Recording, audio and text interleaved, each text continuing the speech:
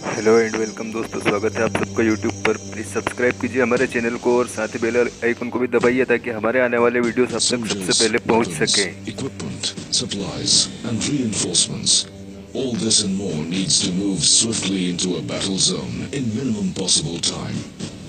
Rapid mobility of troops on the ground is so crucial a factor that it can make or mar the chances of winning a battle.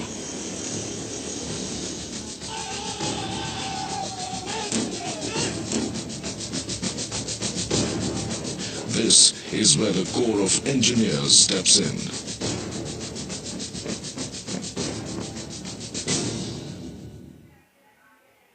During operations, our role can be broadly divided into three parts, that is mobility, counter-mobility and survivability.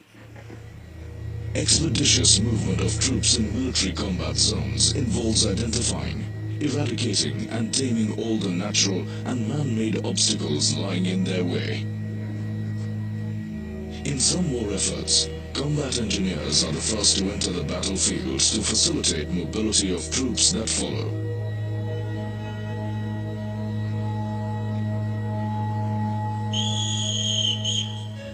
They construct tracks, bridges, helipads, and ropeways for enabling movement of men and equipment.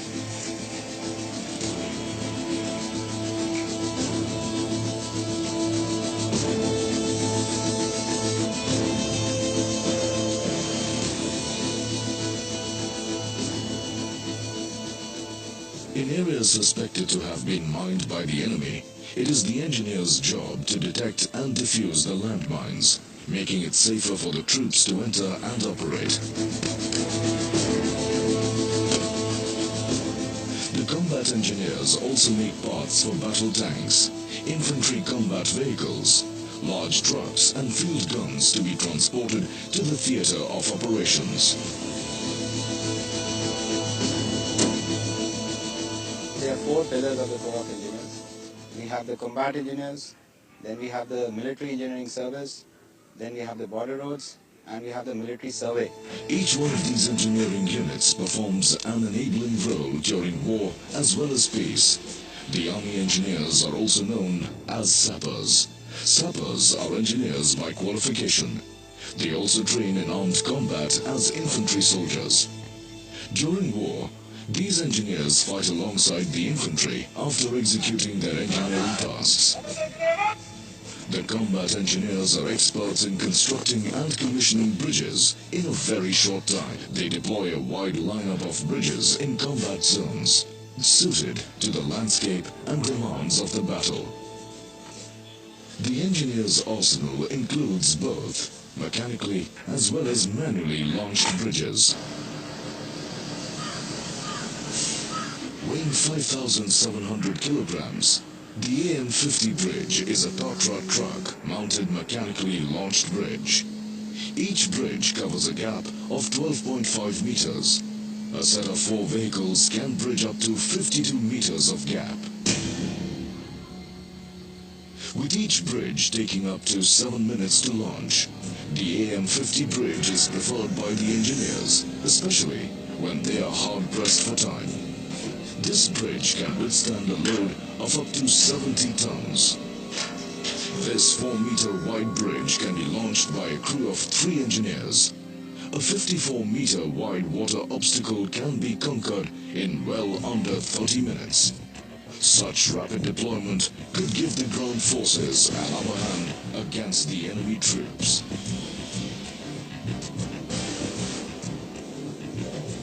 Working on the principles of buoyancy, the Czech origin PMS folding pontoon bridge makes bridging over water obstacles a relatively easier task.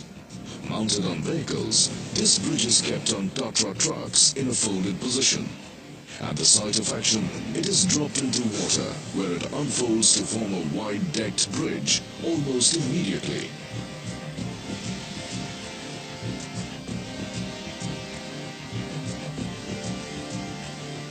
Many such pontoons can be joined together to launch bridges up to 100-meter long and 5.5-meter wide. The engineers also deploy Kruppman heavy floating assault bridges for tackling water obstacles wider than 100 meters. The German origin Kruppman bridges use members made of heavy-duty aluminum alloy. These are mounted on rubber floats, generally used for crossing rivers. These bridges have a load capacity of up to 50 tons. While laying bridges in the battlefield, a combat engineer has to also factor in locally available resources and peculiarities of the terrain while taking decisions. At the particular site, he should be able to decide within a split second, which may affect the entire operation. That is what is intellectual sharpening. His decision will affect the entire operation. Some bridges are stored in modular forms for ease of transportation by road, water, or by air using helicopters. Upon reaching the launch site, the modular components are quickly assembled and launched without wasting even a moment. In the Himalayan region, the Army engineers have constructed several bridges, including a large number of bailey suspension bridges across rivers and deep gorges. As part of the survival tasks, the engineers also construct trenches, bunkers, and make provision for supplying electricity in the battle zone.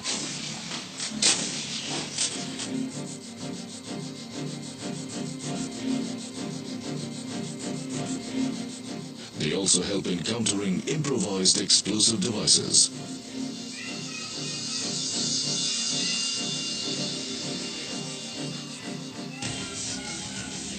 Combat engineers also hold the responsibility of removing mines and unexploded explosives planted by the enemy forces.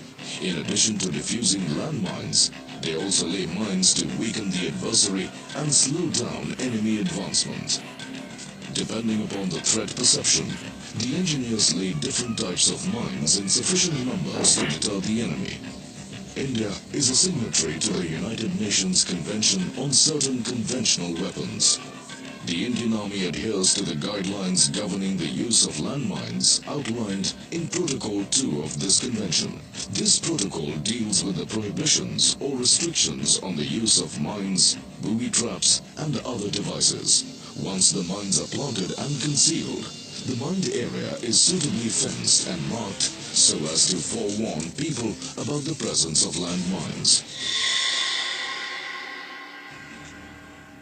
Mines again can be classified into three different types: anti-tank mines, the anti-personnel mines, mine inflammable. These mines basically tend to delay the enemy, because when you are occupying defenses, you require more time to find out as to what the enemy is aiming for.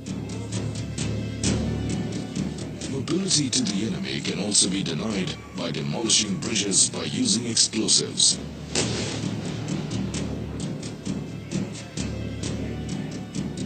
Here, explosives of suitable strengths are placed in water under the enemy bridge.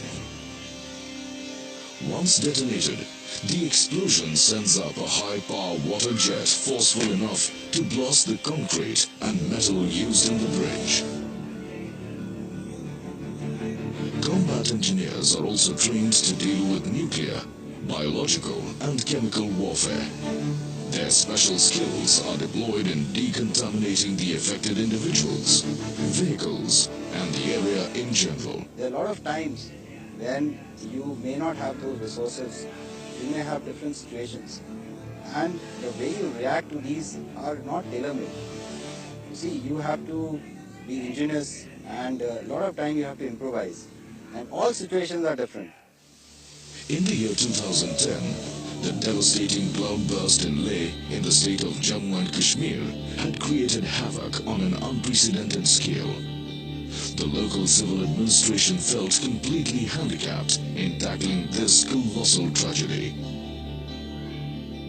The Army engineers, along with the civil administrative authorities, took upon the challenge of restoring civil infrastructure on a war footing. And within just 1 month, most of the roads had become motorable and most of the bridges had been rebuilt.